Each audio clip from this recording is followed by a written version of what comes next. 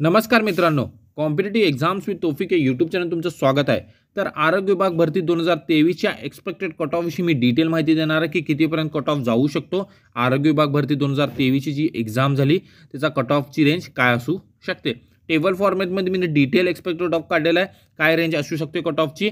तर आपण आता डिटेल कट ऑफ बघू.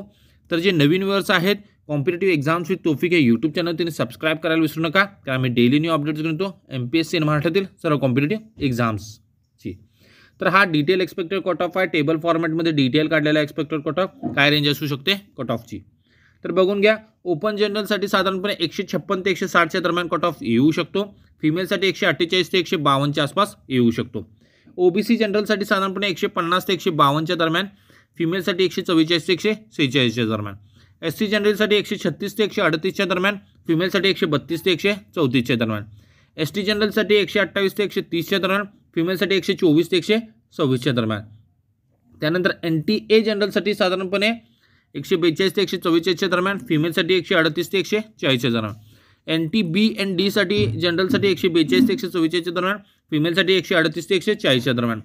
NTC साठी जनरलसाठी 142 ते 144च्या दरम्यान, फिमेलसाठी 138 ते 140च्या दरम्यान. SBC जनरलसाठी 146 ते 148च्या दरम्यान, फिमेलसाठी 142 ते 144च्या दरम्यान.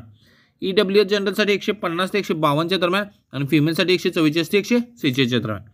हा एक्सपेक्टेड कट ऑफ काढलेला आहे की कट ऑफची रेंज काय असू शकते. आरोग्य विभाग भरती 2023चा जो पेपर झाला त्याचा एक्सपेक्टेड कट ऑफची डिटेल सांगितलेले आहे. तर तुम्ही डिटेल कट ऑफ हा पाहून घ्या. 2 ते 3 मार्क्स किंवा असं म्हणू शकता प्लस मायनस तुम्ही 5 मार्क्स पकडून चाला की कमी जास्त होऊ शकतात. हा एक्सपेक्टेड अंदाजित कट ऑफ आहे. तर तुम्हाला मी डिटेल माहिती सांगितलेली आहे आरोग्य विभाग भरती 2023च्या एक्सपेक्टेड कट ऑफ विषयी. ते जे नवीन व्ह्यूअर्स आहेत competitive exams with Taufiq YouTube channel त्यांनी सबस्क्राईब करायला विसरू नका and press the bell icon for all the latest update regarding your exams.